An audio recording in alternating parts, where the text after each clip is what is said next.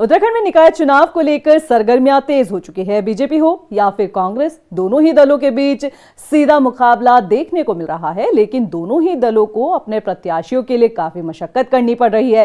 इसके साथ ही दोनों ही मुख्य दलों के लिए कई चुनौतियां मुंह बाए खड़ी है। यह रिपोर्ट देखिए। छोटी सरकार को लेकर बढ़ी राजनीतिक सरगर्मियां, बीजेपी और कांग्रेस के बीच सीधा मुकाबला, मुख्य विपक्षी दल के सामने चुनौतियां हजार। क्या भाजपा दबदबा बनाए रखने में होगी कामयाब?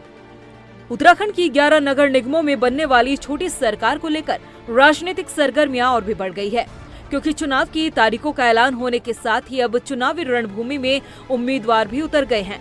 सत्ताधारी दल बीजेपी और मुख्य विपक्षी दल कांग्रेस इस चुनाव में बेहतर प्रदर्शन के लिए पूरी ताकत झोंक रहे हैं, जबकि अन्य राजनीतिक दल भी पीछे नहीं है।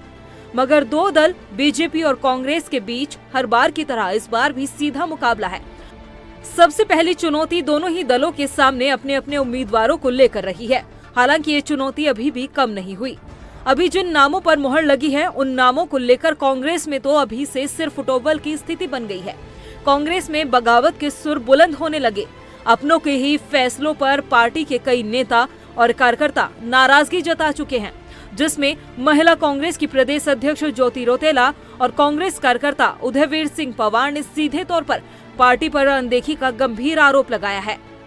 ऐसे में कांग्रेस के लिए पार्टी की एकजुटता को बनाए रखना सबसे बड़ी चुनौती होने वाली है, क्योंकि कांग्रेस हमेशा से अंतर्कलह की वजह से ही मार खाती है। और यही कारण भी है कि कांग्रेस नेता और कार्यकर्ताओं की जब जब अपनी पार्टी में अनदेखी होती है तो वो बीजेपी का रुख करने को मजबूर हो जाते हैं। इस लिहाज से कांग्रेस पर सत्तारूढ़ दल के द्वारा किले में सेंधमारी का दबाव भी बना हुआ है। इसलिए कांग्रेस को बेहतर नेतृत्व के साथ साथ मजबूत रणनीति की भी जरूरत है, ताकि अपनों को नाराज किए बिना ही पार्टी एकजुटता के साथ चुनाव लड़ सके। और एकजुटता का बेहतर उदाहरण बीजेपी में अक्सर देखने को मिलता है। यही वजह है कि शहरों में छोटी सरकार के तौर पर भी हमेशा बीजेपी का दबदबा देखने को मिला।